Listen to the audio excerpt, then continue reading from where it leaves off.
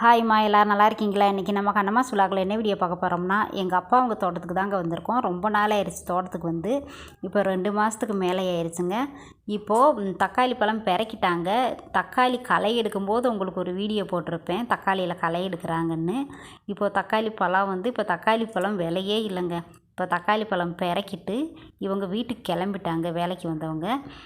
அவங்களுக்கு தேவையான பழம் குழம்புக்கு பிறக்கிட்டுருக்காங்க. அது கழுவி பழத்தில் தான் பிறக்கி எடுத்துகிட்டு போவாங்க. சரி, தக்காளி பழம் பிறக்கும்போது நம்ம வந்துடலான்னு நினச்சேன், ஆனால் வர முடியல, லேட் ஆயிடுச்சு. வீடியோ எடுத்து போட முடியல. இப்போ பாருங்கள், அவங்க பிறக்கிட்டுருக்காங்க. தம்பி ஆட்டோலையே கூட்டு போய் இறக்கி விட்டுருவார். சித்தப்பா பையன்தான் தம்பி. பார்த்திங்கன்னா இப்போ மார்க்கெட்டுக்கு போய் தக்காளி பழத்தை இறக்கி விட்டு இப்போ ரிட்டன் தோட்டத்துக்கு அந்த கூடையில் இருக்கும் பார்த்திங்களா, அந்த பெட்டி, இந்த பெட்டியில் நம்ம பெட்டியில் தான் கொண்டு போகணும் தக்காளி பழம் ஆண்டி வீட்டுக்கு. அங்கே போய் அங்கே மார்க்கெட்டில் இருக்கும் பார்த்திங்களா, அவங்க பெட்டியில் கொட்டி வச்சிடுவாங்க. ரிட்டன் வரும்போது அந்த பெட்டி நம்ம பெட்டியை கொண்டு வந்து இங்கே தோட்டத்தில் வச்சுட்டோம்னா மறுநாள் தக்காளி பழம் பிறக்கும்போது நம்ம கொண்டு போகிறதுக்கு வசதியாக இருக்கும் இல்லையா. அதனால தான் தம்பி வந்துட்டாப்புல. இப்போ பாருங்கள், எங்கள் அப்பா தம்பி கொண்டாட்டி எல்லாருமேவும் அங்கே தக்காளி கழிச்சுக்கிட்டு இருக்காங்க. சரி பாருங்கள், மாங்காய் இருக்குது, பிஞ்சாக இருக்குது பாருங்கள். ஆனால் அதிகமாக இப்போ காப்பு பிடிக்கலை. ஏன்னா இந்த வருஷம் காயே சரியில்லைங்க. அந்த பிசுன்னு தன்மை மாதிரி பிசுன்னு அந்த மரத்தில் ஒரு மாதிரி இருந்துச்சு. அதனால் இப்போ தான் குட்டி குட்டி மாங்காவாக இருக்கும், ஒன்று பெருசாக இருந்துச்சு.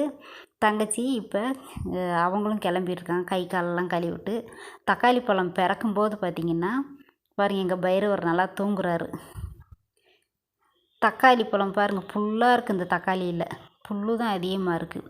தக்காளி பழம் விலையும் இல்லை, அதிகமாக விளைச்சலும் இல்லைங்க. இப்படி சம்சாரிக்கு இருந்தால் எப்படி கட்டுப்படி ஆகும் நீங்களே சொல்லுங்கள்.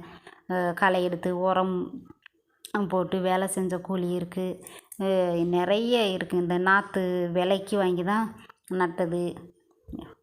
இது எல்லாமே போக என்ன நமக்கு கிடைக்க போகுது? ஒரு நாளைக்கு சம்பளம் தக்காளி எடுக்கிறவங்களுக்கு 300 300 சம்பளம் கொடுத்து தக்காளி இன்றைக்கெல்லாம் பார்த்திங்கன்னா, அன்றைக்கி மார்க்கெட் ரேட்டு 120 தான் போச்சு. ஒவ்வொரு நாளைக்கு ஒவ்வொரு ரேட்டுங்கிறது. 120 போனால் எப்படி கட்டும் விவசாயிக்கு நீங்களே சொல்லுங்கள்.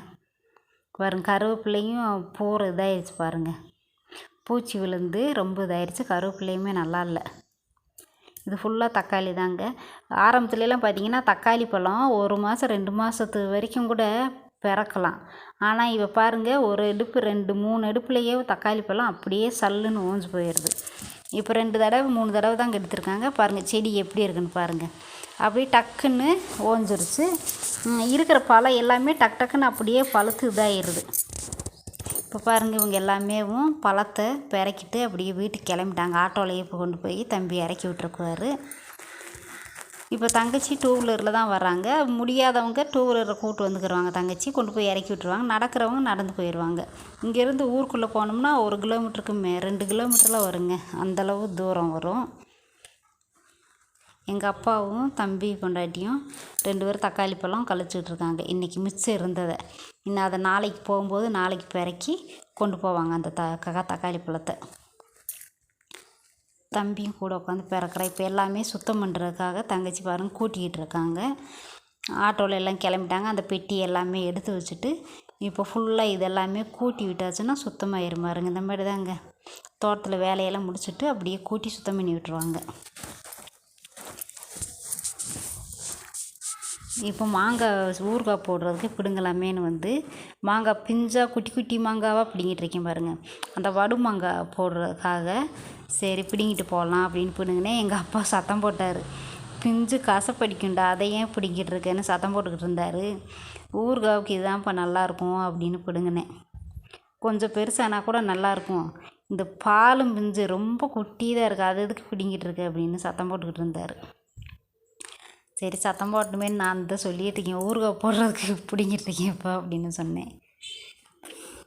தங்கச்சி பசங்க நான் 3 பேர் இருந்தால் போடுங்கணும்.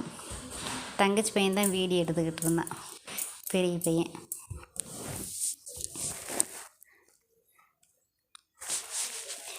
காப்பு அதிகம் வரலங்கன்னா அப்படியே பார்த்திங்கன்னா அந்த இலையே தெரியாத அளவுக்கு காப்பு பிடிக்கும். கத்திரி செடி முன்னாடி கொஞ்சமாக வீட்டுக்கு அளவாக வச்சுருக்காங்க கத்திரி செடி. அது ஃபுல்லாக பாருங்கள் தக்காளியில் புல் அப்படியே பயங்கரமாக இருக்குது. மாடு இருந்தால் பிடுங்கி போடலாம், மாடு இல்லை, அப்பா அவங்ககிட்ட இல்லை. அதனால் சொந்தக்காரவங்களை வந்து பிடுங்கி போட சொல்லிக்கிட்டு இருந்தார் அப்பா. எங்கள் பாப்பா பாருங்கள் மாங்காய் பிடுங்கி போட பின்னாடியே வந்து பிறக்கிறதுக்காக வந்துச்சு. எங்கள் பாப்பாவை லீவுக்கு ஊருக்கு கூப்பிட்டு வரணும். லீவ் விட்டுட்டாங்களாம்மா. நாளைக்கு ஏதோ மறுநாள் ஃபங்க்ஷன் இருக்குதுன்னு சொன்னாங்க ஸ்கூலில். அதனால தான் இன்றைக்கி கூப்பிட்டு வரல. இல்லைன்னா அன்றைக்கி கூப்பிட்டு வந்திருப்பேன் பாப்பாவை.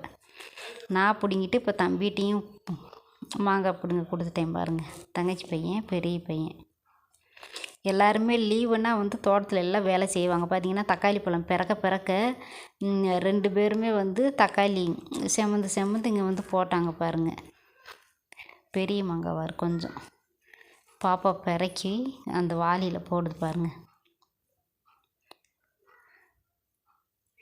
மாங்காய்லாம் பார்த்திங்கன்னா ஆரம்பத்தில் நல்லா சாப்பிட்டேங்க. ஆனால் இப்போ அந்த புளிப்பு சாப்பிட முடியல. ரொம்ப புளிப்பாக இருந்தாலும் நார்மலாக புளிப்பு இனிப்பாக இருந்தால் சாப்பிட்லாம். ஆனால் இது வந்து எங்கள் அப்பாவங்க தோட்டத்தில் அந்த மரம் நல்லா புளிப்பாக இருக்கும் பாருங்கள். மாங்காய் சின்னவர் வர்றாரு. வளைச்சி பிடிங்கிட்டு இருந்தேன் பாருங்கள். மாங்காய் குட்டி குட்டி மாங்காவாக பார்த்து பிடிங்கிட்டு இருந்தோம். நான் தம்பி எல்லாருமே சேர்ந்து. எங்கள் பாப்பா ஓடி பெறக்கி போட்டுக்கிட்டு இருந்துச்சு பாருங்கள்.